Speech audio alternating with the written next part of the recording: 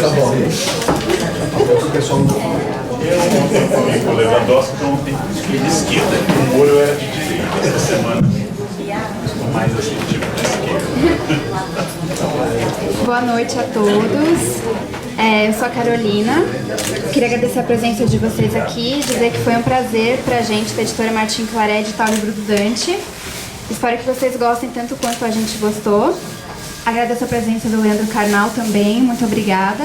E só um aviso, após o debate a gente vai ter a sessão de autógrafos aqui fora. E vai ser por ordem de chegada, a gente vai organizar a fila, então podem ficar para receber o autógrafo do Dante. É isso. Obrigado, Carol.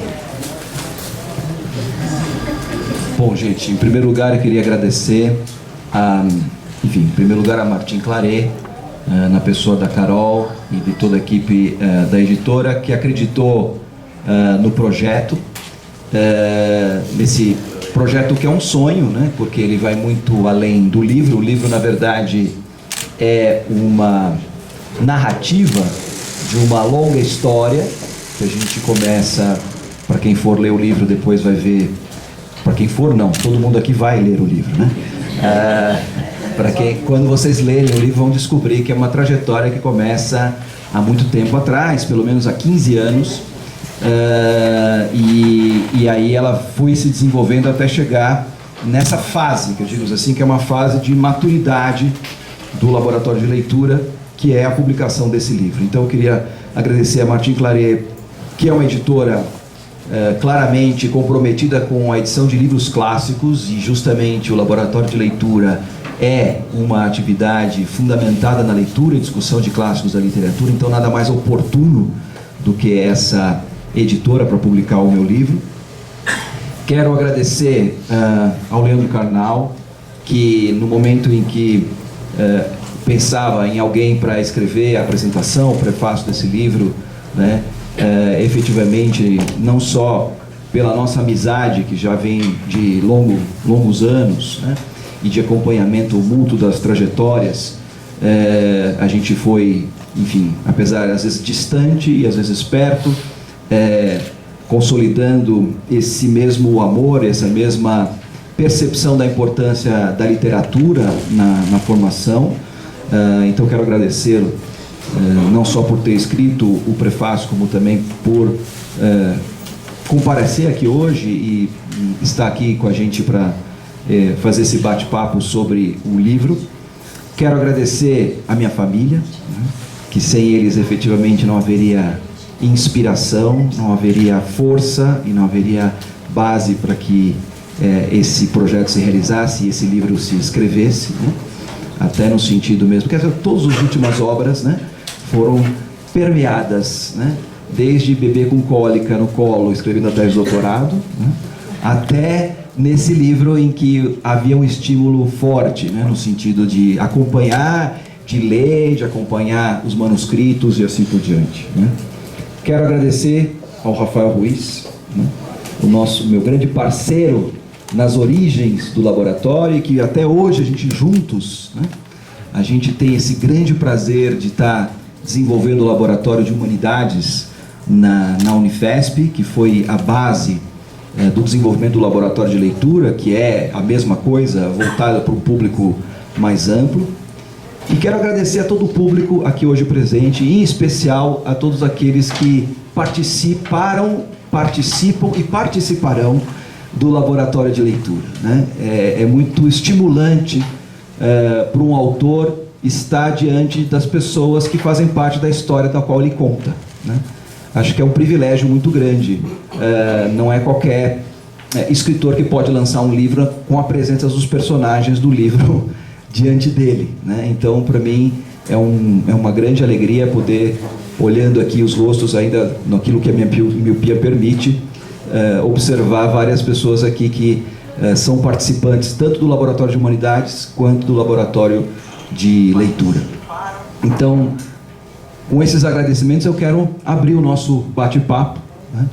E quero pedir para que o Leandro Carnal faça as suas considerações. Afinal de contas, ele foi um dos primeiros leitores do meu livro, né?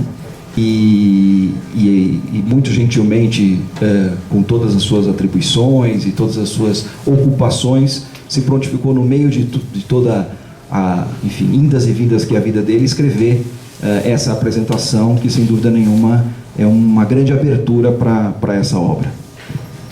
Obrigado, Dante. Boa noite.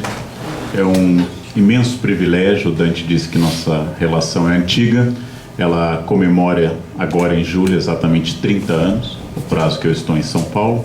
Éramos diferentes, especialmente na cabeça. O Dante tinha outra cor e eu tinha algo.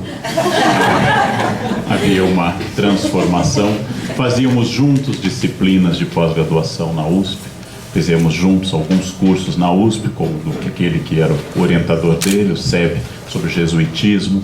Tivemos uma longa relação. O Dante viajou bastante, foi para Florianópolis, voltou, e sempre estivemos paralelos e nos encontrando em vários momentos infinitos, como esse momento aqui. O Dante tem a sina que eu acho que a Idade Média bem advertia, de que o nome traduz muito.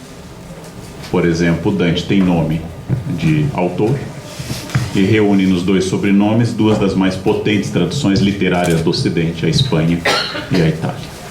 E é da Espanha, em 1605, a fundação, praticamente, do romance moderno, com a publicação da primeira etapa do Dom Quixote, que há um episódio muito curioso. O Quixote é um cavalheiro de triste figura, o Quixote é um homem magro, alto, idealista, e o Quixote simplesmente enlouquece por causa dos livros. Numa das passagens de tanto ler as novelas de Amadís de Gaula, seus amigos decidem queimar num auto de fé simbólico seus livros. Quixote enlouqueceu pelos livros. E sua loucura, o cavaleiro da triste figura, se transformou num dos mais importantes personagens da Idade Moderna. O Dante, nessa longa experiência na Casa Arca e antes disso ainda na universidade, tentou fazer o caminho inverso do Quixote. Tentou deixar a loucura da vida através dos livros. Ou seja, metaforizar, simbolizar, tornar metonímia a experiência dos livros. Viver através desses livros. Há muitos autores que escreveram, como Ítalo Calvino, como Harold Bloom, escreveram como e por que ler os clássicos. O Dante nos dá uma outra pista.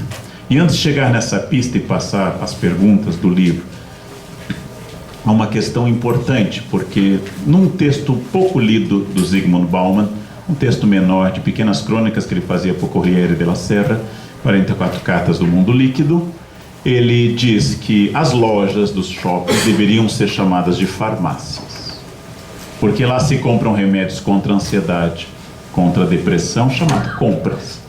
Ao invés de loja de roupas, ao invés de lojas de perfumes, deveriam ser farmácias, onde as pessoas vão em busca de cura para os seus males. De alguma forma, a capa tão bonita do livro com pílulas, somos a geração que mais toma remédios na história. Somos a geração mais intoxicada e hipocondríaca de toda a história humana. De alguma forma, o Dante oferece um remédio. Isso vem desde literatura clássica, que fala exatamente como Cícero, como Epicuro, como vários romanos ou helenísticos, de que um jardim e uma boa biblioteca eram um segredo da felicidade. O Dante acrescentou a isso uma numerosa família, e como eu disse ao jantar na casa do Dante e da Beatriz, eu não acredito em casamento, acho casamento um submarino, pode flutuar, mas foi feito para afundar. Acho o casamento uma invenção terrível, e como disse ontem a ministros do Supremo, principalmente um que foi aquele que conseguiu aprovar o casamento homoafetivo, eu disse, é um castigo, né, ministro? O senhor odeia os gays e quer que eles casem, para que eles sintam a intensidade e a dor do casamento. Eu não acredito em casamento, mas acredito no casamento do Dante e da Beatriz. Então, casamento não dá certo, com exceção do Dante e da Beatriz. Estarão lá nos anais matrimoniais do mundo, mas no resto não dá certo. Não tentem, a receita é única e insubstituível. Um Dante tem que encontrar uma Beatriz. Não? Eu teria que encontrar uma Hera do conto Hera e Leandro. Não? Bem, então, voltando a isso, Dante descobriu, junto com a ação também da ação na universidade, junto ao Rafael, junto à Bia, descobriu essa capacidade de explorar o poder terapêutico dos livros. Não apenas literatura para ilustrar projeto bacharelesco do século XIX, onde a burguesia, simbolizada no século anterior como Monsieur Jordan, do burguês fidalgo, deve aparentar conhecimento. Mas não apenas o conhecimento humanístico, no qual a elite plutocrática de Florença deve aparentar estar imbuída da tradição greco-romana, em círculos neoplatônicos e assim por diante. Não apenas isso, mas de fato explorar nos livros uma capacidade de cumprir a máxima socrática do conhece a ti mesmo, de fazer uma espécie de laboratório pessoal, e através de personagens como Emma Bovary, através de personagens como os irmãos Karamazov, através de personagens clássicas, através de personagens brasileiras e também internacionais, através de Dom Quixote e tantos outros, começar a decomposição, a destrinçar na obra, linha a linha, certos fios da humanidade. A arte, com certeza, é o que mais nos aproxima do inefável, é o que mais nos aproxima do instante em que a contingência se cruza com a eternidade e se transforma em arte. Observando uma estátua belíssima como a Pietà de Michelangelo, do lado direito da entrada da Basílica de São Pedro, uma estátua que está ali há quase 520 anos, aliás, ela é anterior à Basílica, né? A Basílica começa em 1506, a estátua está ali antes da Basílica atual, e ela continua dizendo a nós, a frase de Jeremias, que está citada, né? Ó vós que passais, olhai e ver se há dor maior que a minha. A Pietà continua transmitindo uma ideia de dor e de maternidade, de catarse, do sentido trágico da existência, passados 500 anos. Isso é o extraordinário da arte. É o extraordinário da arte. A arte humaniza. Se ela não for o projeto burguês do 19, se ela não for um projeto apenas humanista, se ela for um projeto transformador, a arte humaniza.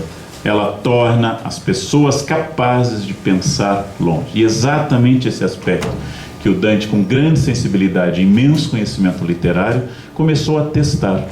Vocês não estão assistindo, como sabem, ao início de um projeto, mas a um relatório de um projeto vitorioso. Não é uma ideia que vai ser aplicada. Já é uma espécie de anatomia do Dr. Tulp, quadro do Rembrandt, que está em Iowa, no Mauritshuis, uma espécie de anatomia, uma vivisecação da capacidade humana de se pensar.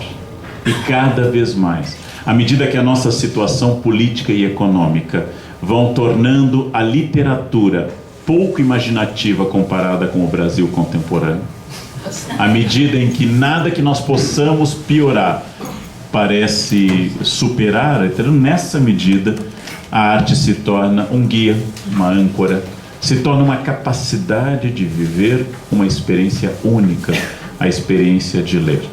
No momento em que sozinho em casa, sentado na minha poltrona no meu escritório, acompanhado de um chá quando a intenção é ir longe na leitura, de uma taça de vinho quando eu aposto que ela vai falecer mais rapidamente, acompanhado de uma bebida, sentado com luz vindo por trás e lendo, naquele momento que eu estou vendo, por exemplo, Raskolnikov matando na cena do Crime e Castigo, nesse momento eu estou ligado a alguém que eu nunca encontrei na Rússia, de uma língua que eu não falo, de uma realidade que eu não conheço, e eu me torno humano, demasiado humano, e me torno outra pessoa. Ninguém sai ileso de um livro.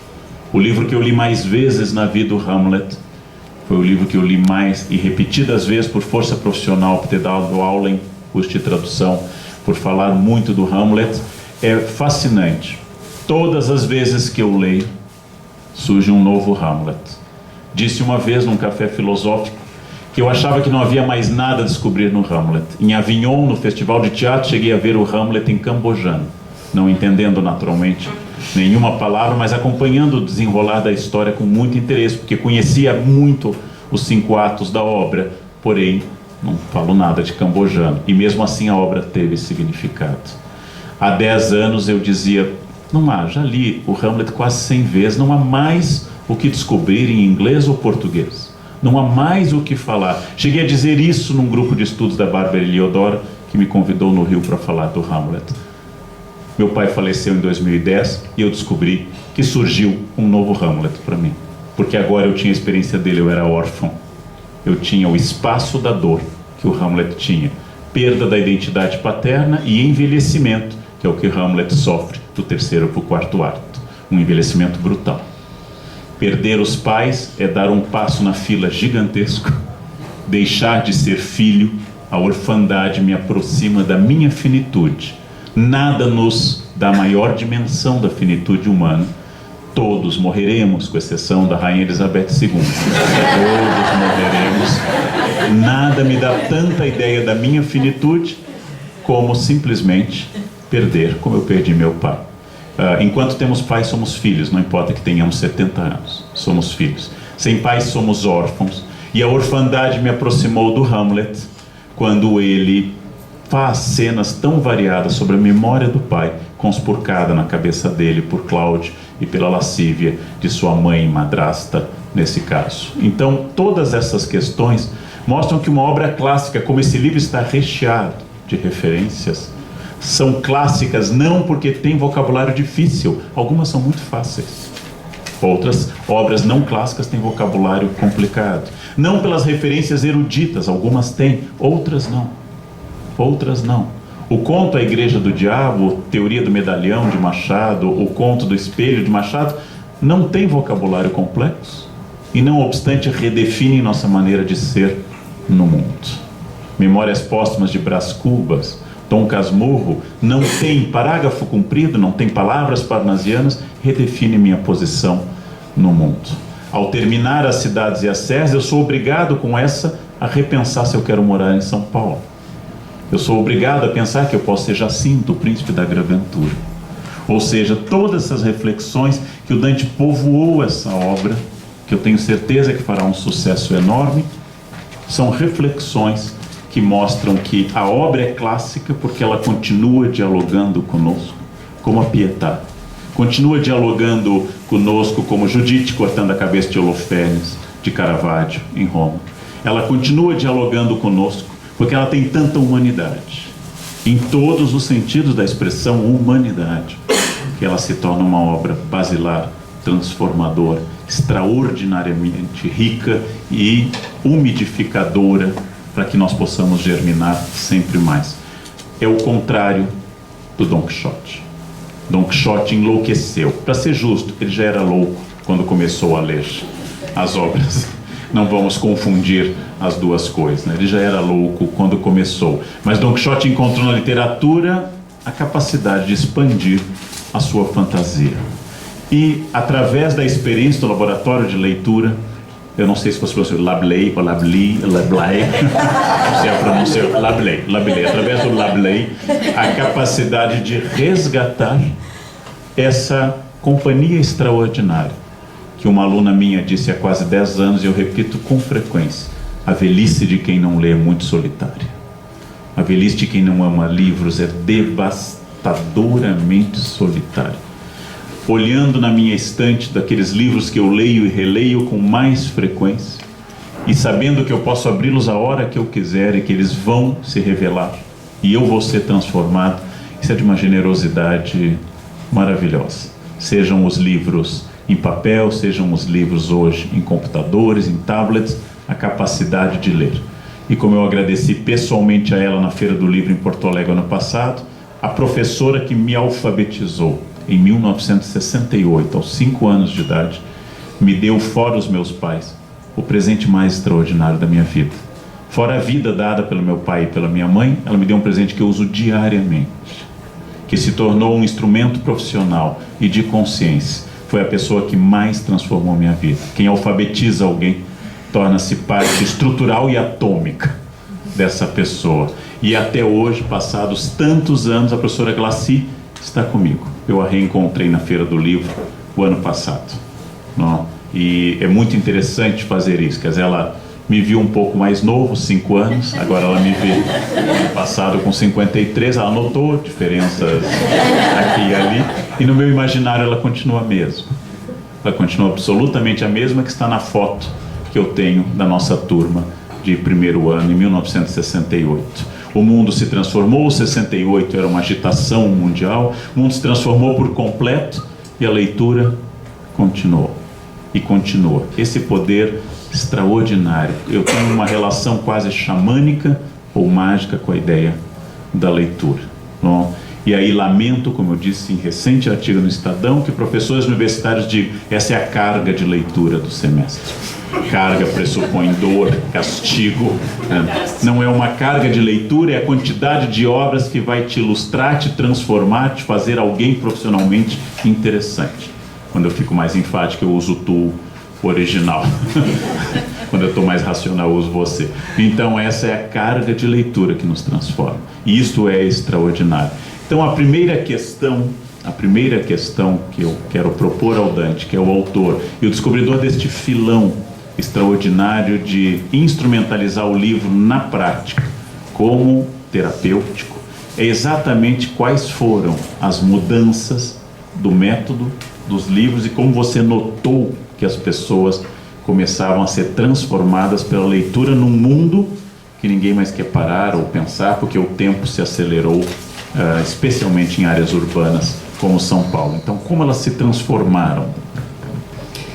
Então, essa é uma das questões que eu abordo quase no começo do livro, justamente como é que a gente descobriu essa fórmula, digamos assim, de trabalhar a literatura numa dinâmica que, em última análise, depois quando a gente começou eu sempre falo isso no plural majestático, não é por uma questão de, como dizia, por exemplo, o Pelé, o jogador de futebol, nós vamos então fazer, não, mas é que de fato foi um trabalho em equipe, né? Foi um trabalho que eu acho que é isso que traz o elemento, digamos assim, original do projeto do Laboratório de Leitura, que ele desde o começo foi uma experiência coletiva. De certa forma, eu sou um pouco o transmissor dessa experiência e aquele que, estando junto a isso, junto com o Rafael, quando a gente começou o Laboratório de Humanidades, na perspectiva de não permitir com que a coisa se acabasse, que se esvanecesse, né? Porque, na verdade, o que a gente percebe é que a leitura, como você acabou de falar, ela é um patrimônio da humanidade, né? Assim como a Pietà, que está lá logo na entrada do Vaticano e está lá há 5 séculos, a literatura clássica, ela também está a nós disponível. E às vezes o que a gente observa é que a relação das pessoas com a literatura é quase de um fetiche, né? Ou algo que ao mesmo tempo é desejado e inalcançável, né? Isso é uma constante que a gente observa desde o início desse projeto. E é muito bonito de ver como as pessoas, de repente, quando entram na dinâmica do laboratório de leitura, descobrem que são capazes de ler, né?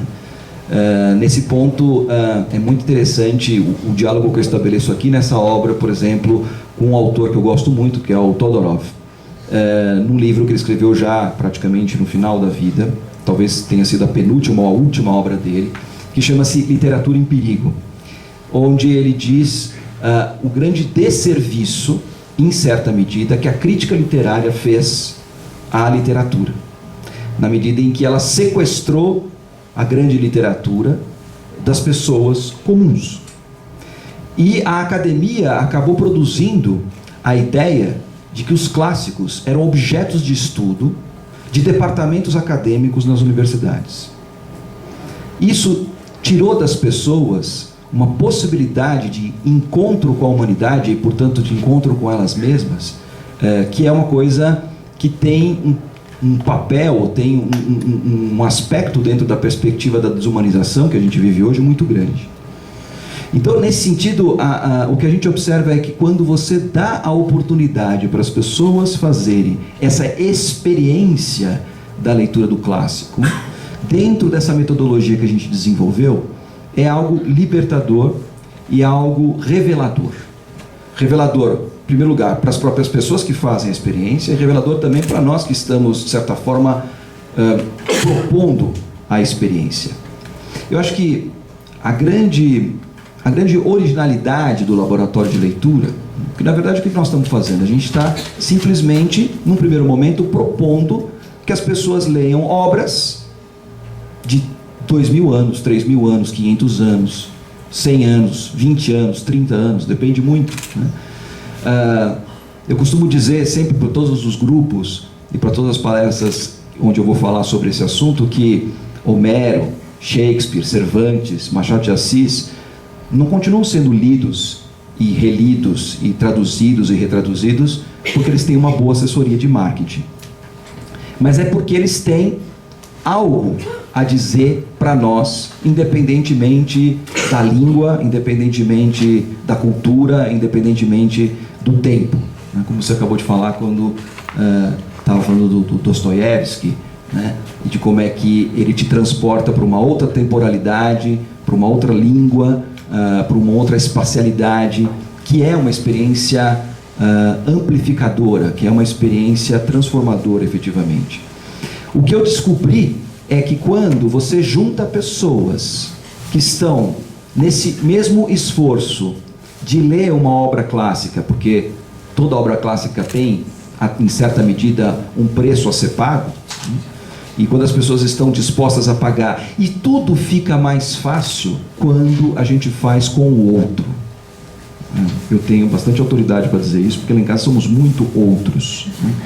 A gente costuma dizer que um dos lemas que a gente fala lá em casa pode dizer assim, que o brasão da família é juntos fazemos coisas incríveis, né? Então, efetivamente, essa descoberta de que a gente descobre a facilidade de poder compartilhar, em primeiro lugar, as dificuldades.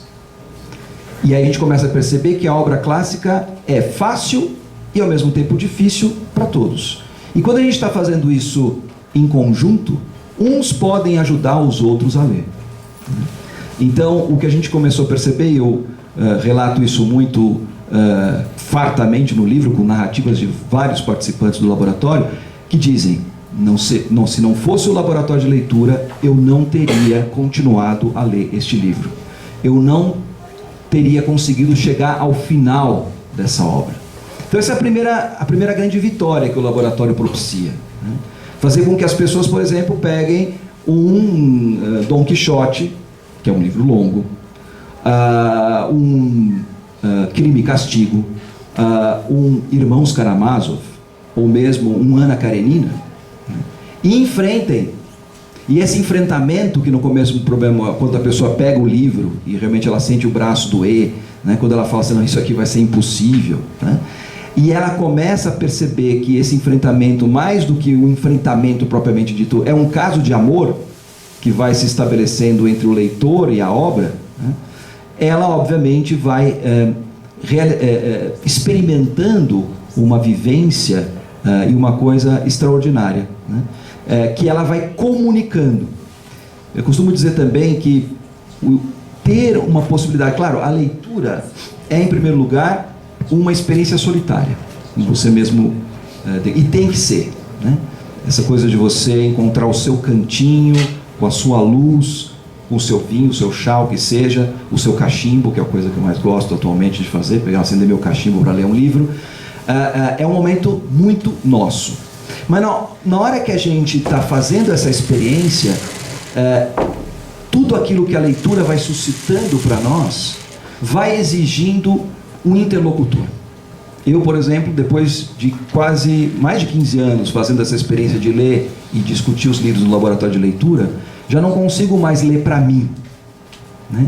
Eu, ao ler, fico imaginando, ou fico pensando, fico ansioso de chegar ao momento em que eu estarei com o meu grupo, ou com meus vários grupos, dependendo do livro que eu estou lendo, para poder ouvir o que as pessoas sentiram a ler aquela passagem que me emocionou tanto ou que me provocou tanto, né?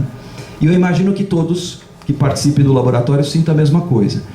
Mas eu acho que a experiência do laboratório de leitura, além de ser um estímulo de leitura e de retorno aos clássicos, que, como você mesmo pontuou, é uma coisa essencial nos tempos em que estamos vivendo, cada vez mais, eu estou absolutamente convencido disso, ele propicia fundamentalmente um espaço de encontro com o outro.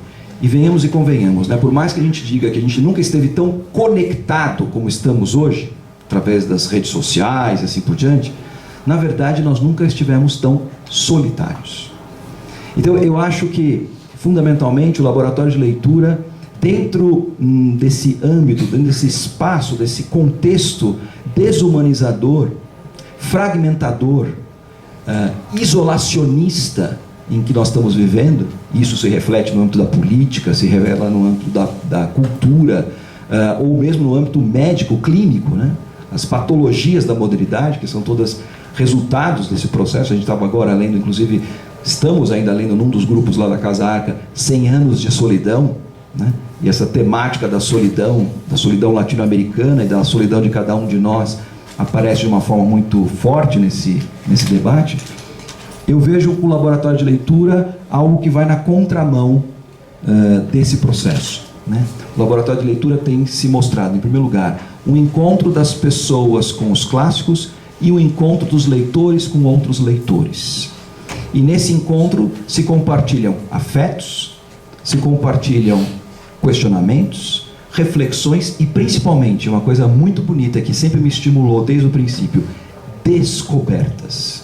Não tem nada mais estimulante para mim, para quem trabalha como laboratório de leitura, ver o brilho nos olhos das pessoas quando, instigadas e intrigadas com uma certa passagem ou com um texto literário, encontram coisas no laboratório. Coisas que de repente acendem luzes, abrem portas, cujo impacto não se dá apenas no âmbito da inteligência, da razão, mas no âmbito da vivência, né? E é nesse sentido, então, que eu posso dizer que o laboratório, de fato, é algo transformador. E é nesse sentido que eu encontro o laboratório como um espaço terapêutico, né? Não terapêutico no sentido da psicoterapia, mas terapêutico no sentido mais radical da palavra, que vem dos gregos, né? Que tem esse sentido do cuidado transformador. O já citado trecho do Burguês Fidalgo do Molière, encomendado por Luís XIV para ironizar essa nobreza de toga, recém-adquirido título, mas ainda carente de conhecimentos, o Monsieur Jordan faz um curso de literatura. E o professor de gramática lhe ensina que as pessoas se expressam em prosa e versos. Portador dessa verdade avassaladora e inteiramente nova, ele promove uma festa e recebe os convidados dizendo: "Você sabe que o seu boa noite é prosa", e fica transmitindo aquele tipo de conhecimento que marcou uma grande etapa da humanidade. Das pessoas que querem descobrir que Art Nouveau criou-se em 1900 na Exposição Universal de Paris, usa linhas sinuosas, elementos florais. Art Deco surgiu em 1925 na Exposição d'Art Décorative, usa linhas retas. Ou na tradução da minha mãe, tudo que é difícil de limpar é nouveau, tudo que é fácil é déco. É uma outra maneira de definir Art Nouveau e déco. Esse tipo de informação imediata para impressionar nos salões, aqueles jogos de epigramas que se fazia nas cortes do antigo regime, dando versos, sabendo quem faria um verso alexandrino, quem faria um verso heróico e assim por diante. Todas essas ideias são ideias instrumentais da cultura. Algumas pessoas, alguns literatos, alguns autores e muitos leitores descobriram com a literatura o mesmo que se descobriu com a música. Ela não é um fundo para que eu faça outra coisa. Ela é um palco no qual eu vou atuar. Ela não é aquilo que eu coloco enquanto eu trabalho ou leio. É aquilo que eu permito que dialogue comigo. Uma obra escutada, como a Nona Sinfonia de Beethoven, a Paixão segundo São Mateus, de Bach, são obras transformadoras também nesse sentido. Essa questão da transformação que o Dante fez a referência é porque deixa de ser informação, que abunda hoje. Somos a era da informação, ela abunda, ela existe em todos os lugares, e passa a ser formação. Porque esse é o equívoco da modernidade. Esse é o equívoco da terceira onda. Esse é o equívoco do mundo conectado. As pessoas confundem formação com informação. Todas as doenças, todos os diagnósticos, todos os remédios do mundo estão presentes na internet. E formar um médico continua sendo tão penoso quanto há 50 anos. Todas as receitas do planeta estão disponíveis na internet. E uma cozinheira vai queimar muito a mão, furar muito o dedo com a faca, até aprender a fazer algo bom. A experiência, madre de todas as coisas, diz o esmerado de Cito Orbis, que a gente lia na USP. A experiência, madre de todas as coisas, ela é fundamental. A proposta do Dante parece ser aparentemente simples, quase linear, extraordinariamente inovadora. Transformar a literatura de dado em vivência, de informação em formação, seguindo aquela norma que Fernando Pessoa usou como lema de um refrigerante que então chegava a Portugal no início do século XX. Primeiro a gente estranha, depois a gente se entranha.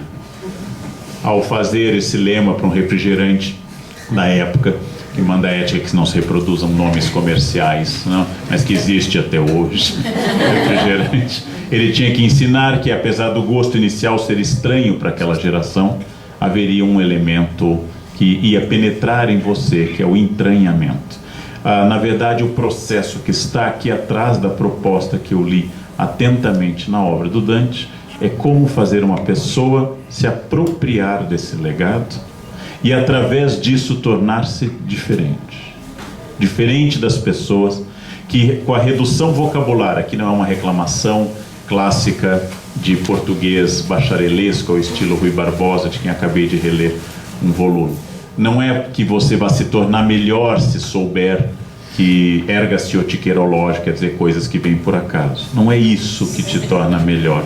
Não é que você saiba adjetivos, expressões adjetivas preciosas, que um vaso de marfim e ouro é criselefantino, de marfim é ebúrneo, de prata é argentino, de chumbo é plúmbio. Não é essa a questão central. Não é a falta de vocabulário, mas o fato, como diz a escola de Frankfurt, especialmente Wittgenstein, de que as palavras são as pedras que constituem a rua do pensamento, e eu sou naquilo que digo e sou aquilo que leio.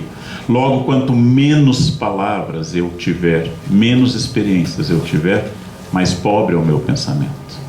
O problema não é a forma apocopada, como nós chamamos, do vossa mercê ter se transformado no 19 em você, o você ter se transformado no fim do 20 em VC.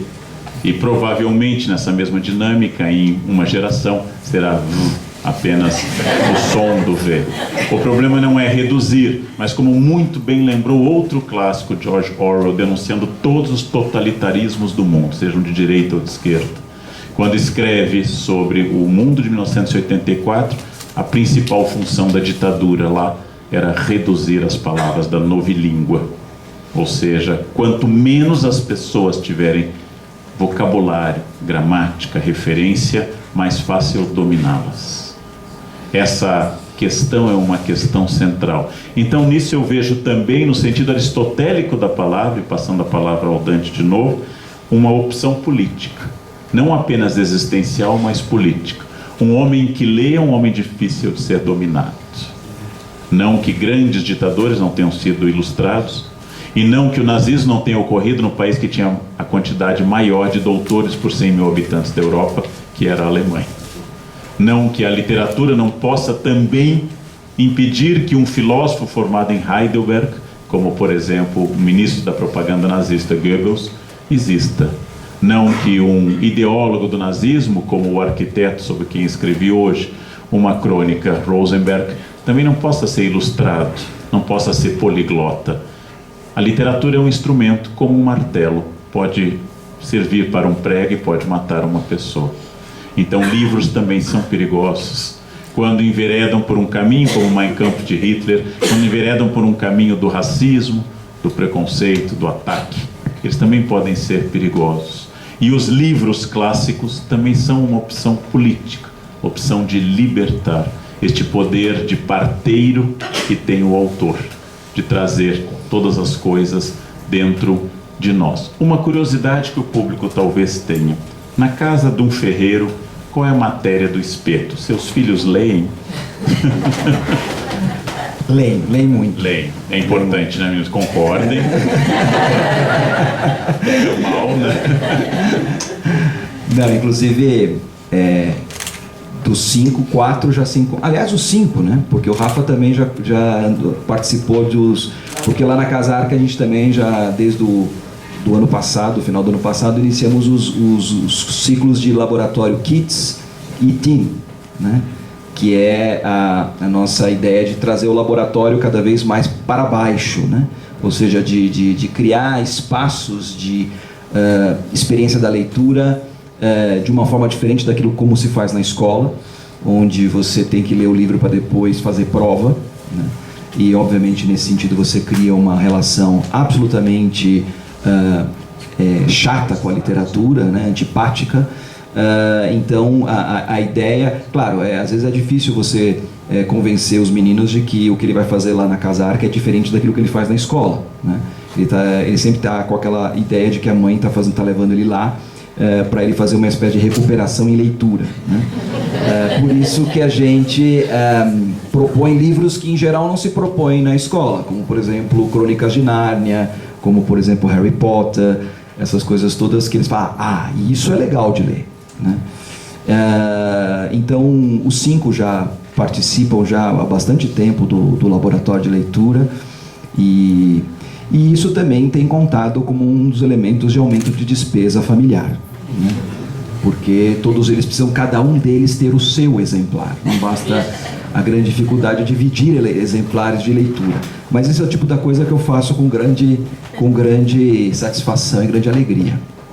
É uma casa de leitores, que na verdade, em certa medida, um pouco o modelo do laboratório de leitura, em certa medida, surgiu também lá em casa, com as sensacionais noites de leitura, né? Sabe que lá em casa tinha uma programação, era a sensacional noite de leitura, sensacional noite do filme, e terminava na sexta-feira com a sensacional noite da lanchonete. A mais aguardada. É isso. Então, e a sensacional noite dos jogos. Porque na sensacional noite de leitura, como eles ainda eram muito pequenos, o que a gente fazia era ler para eles. Então a gente sentava todo mundo na sala, eu lia. Na medida em que eles foram crescendo, a gente foi compartilhando essa função de leitor, né? Até que de repente isso acabou inspirando a Teresa, mais velha, que não pôde estar aqui conosco porque está fazendo estágio nos Estados Unidos, né? Ela está em Orlando agora. É importante aprender espanhol. Aliás, ela foi para lá justamente por causa disso, porque ela fala português, espanhol e inglês. Aí então ela foi selecionada para ir. E isso inspirou ela a escrever um livro, né? Ela, aos 13 anos, escreveu um livro, e esse livro foi submetido à roda de leitura, da sensacional noite de leitura, e foi perfeitamente aprovado lá. Então, obviamente que isso estimulou eles desde muito pequenos a amarem a leitura, né? E completando um pouco isso, o meu livro tem uma parte final, onde é a parte onde eu analiso os efeitos do laboratório de leitura.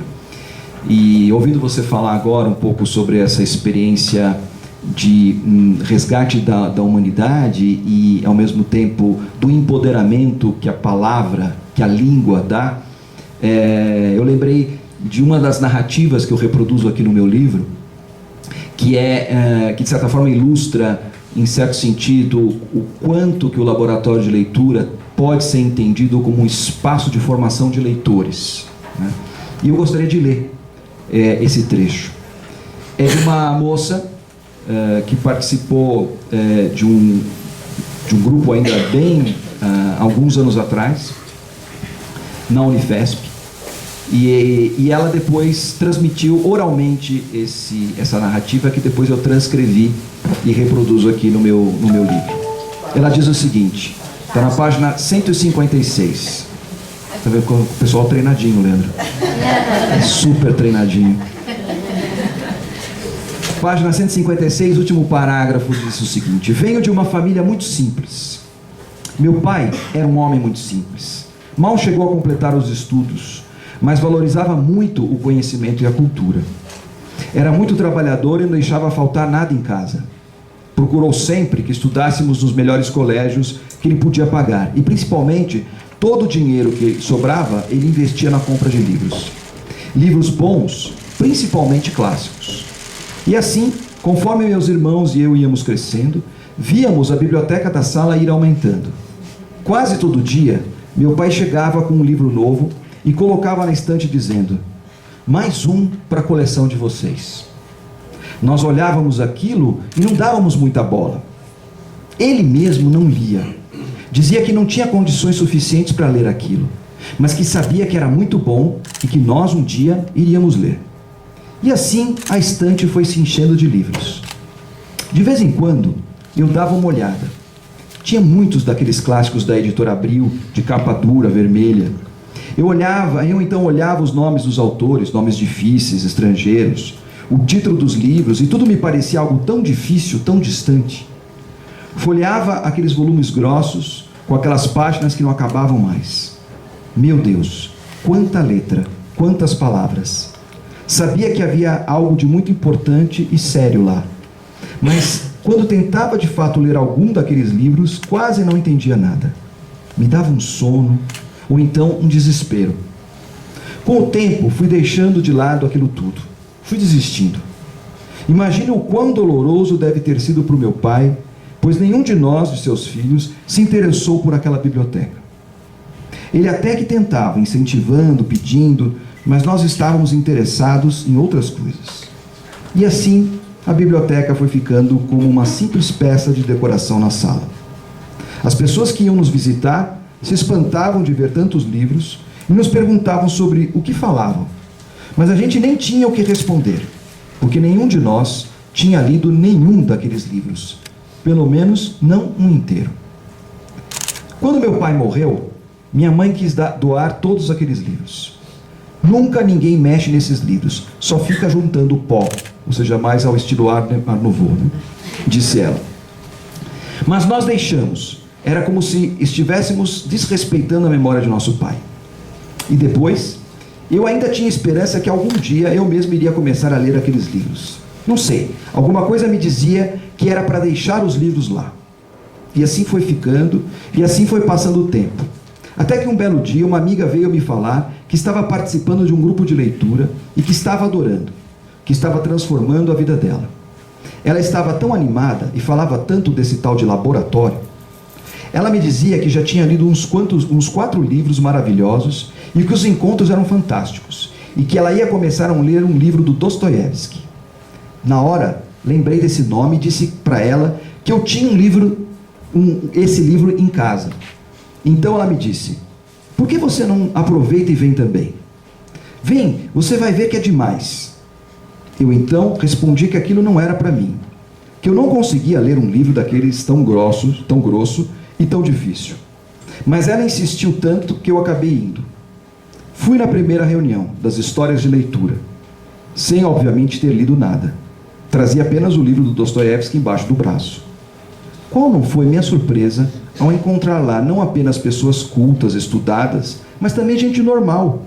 Gente comum, assim como eu, que estava lendo Dostoiévski pela primeira vez, e que falava sem vergonha das dificuldades que estava tendo e também das surpresas, que não era assim tão difícil como parecia e que estavam até gostando. Isso me animou muito. E então, depois o coordenador também deu umas dicas muito boas e passou um número bastante razoável de capítulos para a gente ler até a semana seguinte. Bonzinho esse coordenador, né?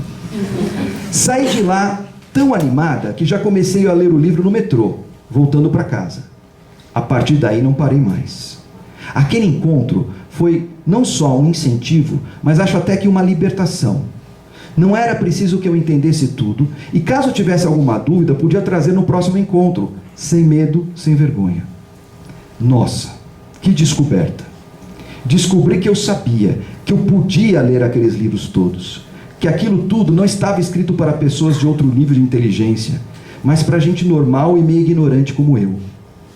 Ah, meu Deus, como eu fiquei emocionada, só de imaginar meu pai. Finalmente eu estava realizando o sonho dele. Finalmente um dos seus filhos estava usando aquela biblioteca, lendo aqueles livros. E tudo isso por causa do laboratório de leitura. Hoje, não fico um dia sem ler um par de páginas que seja. Se não leio, algo parece que falta alguma coisa. É quase como se fosse passar um dia sem comer ou sem beber água. E aquela estante, aquela biblioteca do meu pai, deixou de ser uma peça de decoração. Ela ganhou vida. Os livros ganharam vida. E agora sou eu quem está comprando livros e fazendo aquela biblioteca crescer. O laboratório de leitura me transformou numa leitora. E isso quando eu menos esperava. Ah, como meu pai, esteja onde estiver, deve estar contente com isso. Eu acho que essa história, por si só, já vale o laboratório de leitura, né? É uma coisa emocionante, né?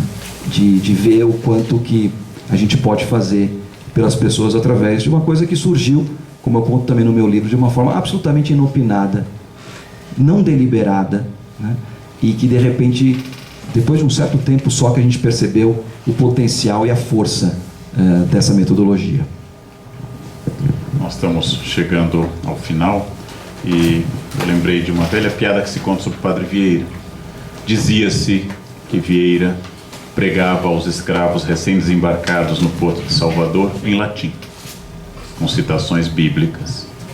E um irmão jesuíta perguntou a ele para que pregar em latim aos escravos, que se chamavam no período colonial de boçais, ou seja, ainda não ladinos, ainda não adequados e adaptados à cultura portuguesa. E Vieira teria dito, naturalmente uma piada, é a palavra de Deus, algum efeito vai ter sobre eles. Essa crença mágica, ela é muito bonita. Eu passei a contar a meu sobrinho Davi, de 7 anos, a Odisseia. Naturalmente não li a Odisseia para ele, mas encenei o episódio de Polifemo, encenei o episódio de Circe, e encenei com ele o episódio de Calipso. E não contei a telemaquia inicial, mas peguei. Imagino que daqui a 5 ou 6 anos eu possa dar para ele uma versão adaptada, que tem várias. E daqui a 20 ou 30, quando eu não estiver mais aqui, ele lerá toda a obra, talvez. E talvez queira ler o Ulisses de Joyce, derivado desse Ulisses de Homero. E talvez vá continuar a crescer. Ou talvez não haja mais livros, não haja mais humanidade, sejamos... Mas eu quero ter, e essa é uma das coisas bonitas que eu vejo na obra do Dante, eu quero ter a responsabilidade da semente. Eu quero ter deixado essas sementes para que, se vão germinar, é a palavra de Deus, algum efeito vai ter sobre as pessoas. Se não tiver, pelo menos o pregador morre satisfeito em ter feito isso. Se ele não ganhar a literatura, meu sobrinho, eu ganharei o paraíso por ter tentado, e a boa intenção de tudo isso. E era o que nós tínhamos planejado um tempo, que agora vem a parte bonita também do autor, atender um por um e dar o seu autógrafo precioso na obra, gente. Então, muito obrigado pela presença. Obrigado.